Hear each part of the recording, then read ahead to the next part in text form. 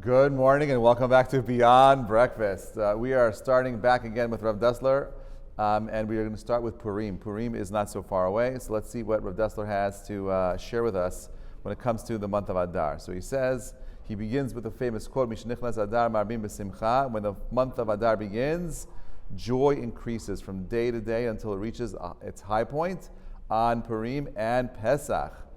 And he asks, how does joy develop from day to day? I can understand we have this mitzvah of marbim b'simcha, and how does that even work? And then he asks, what did the Arizal mean when he said that the sanctity of Yom Kippur is like Yom Kippurim, the Day of Atonement?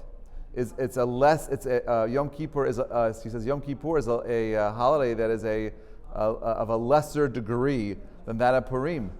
Right? We read a Kippurim, like Purim. Surely there is no greater contrast than between these 2 days. So what was he talking about? Okay.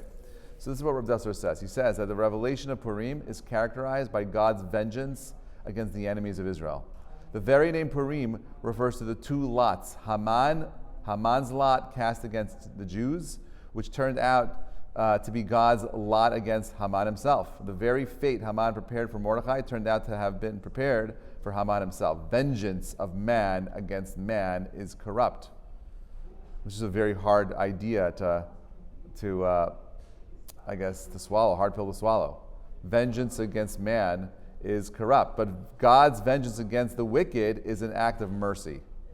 Where God's name has been desecrated and the evildoer punished, Kiddush Hashem has been restored. We've sanctified God's name that way.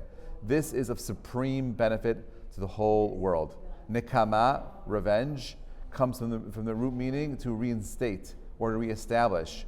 Great is vengeance, proclaims the rabbis, for it is positioned between two holy names.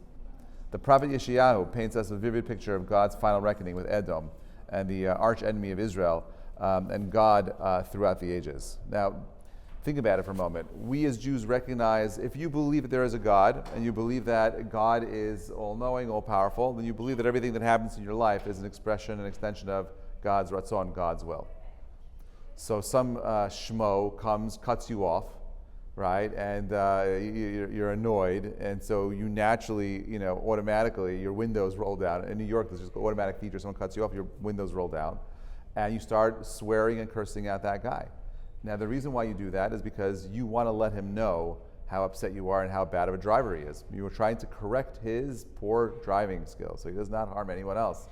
You negotiate with yourself. You kind of justify the behavior of getting frustrated and angry, when in fact all that is on display is your lack of faith, your lack of trust.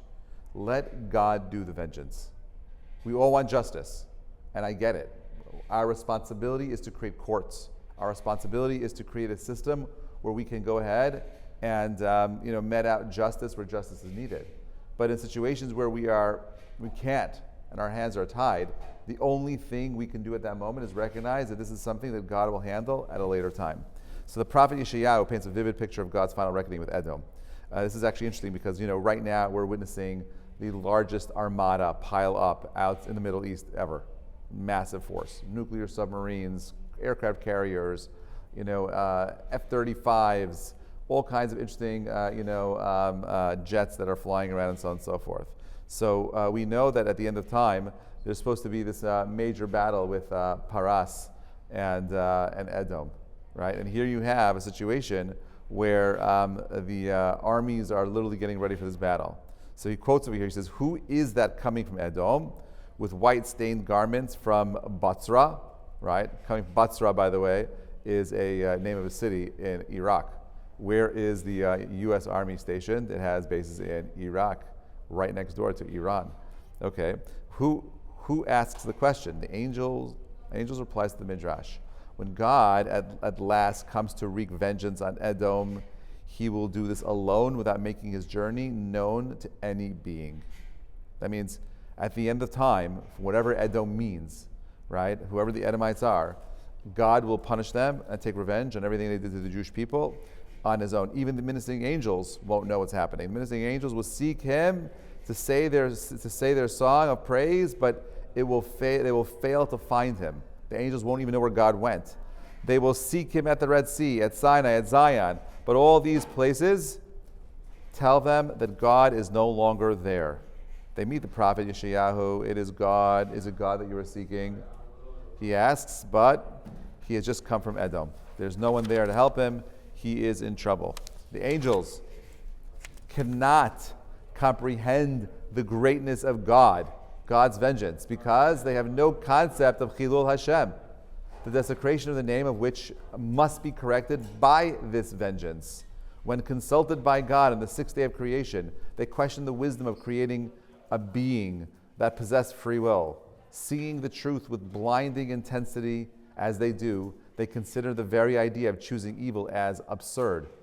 Even if a person were to make only the right choices, they would still look upon him as mad for even considering the possibility of choosing evil. From an angel's perspective, you're always living in a realm of truth. There is nothing else but the truth. So the concept of creating something that could choose the opposite of God is absurd. And that's why Hashem says, Na'aseh Adam, let us go ahead and make man.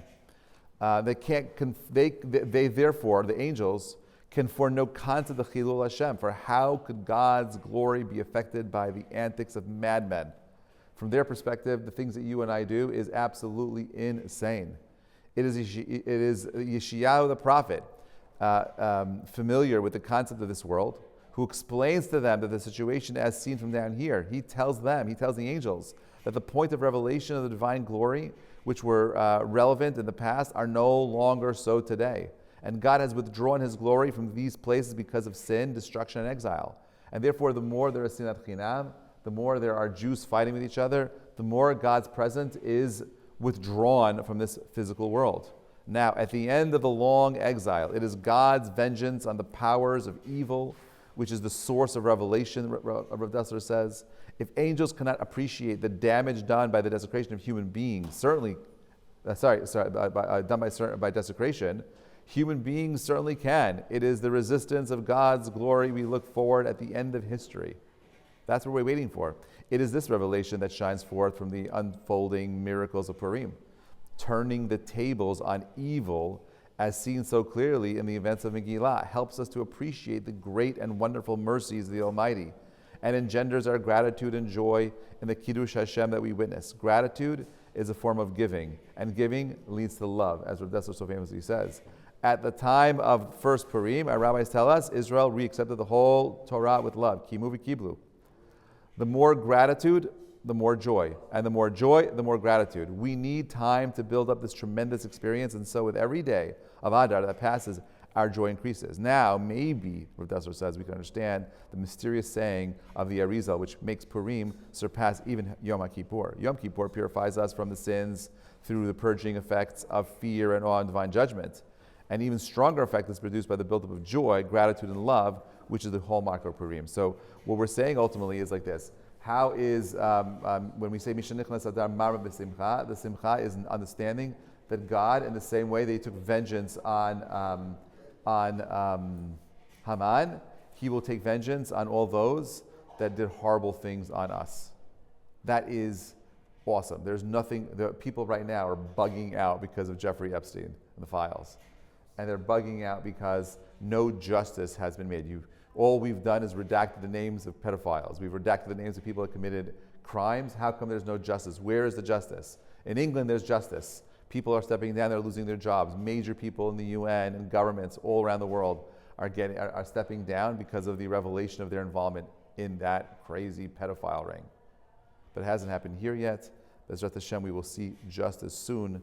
Justice is a revelation that God will do what he always says he would do, which is bring justice to the world. It'll happen. Purim is an expression of that revelation. There's no greater happiness than the resolution of doubt. And I'm confident that if this war happens with Iran, it'll be over before Purim or on Purim.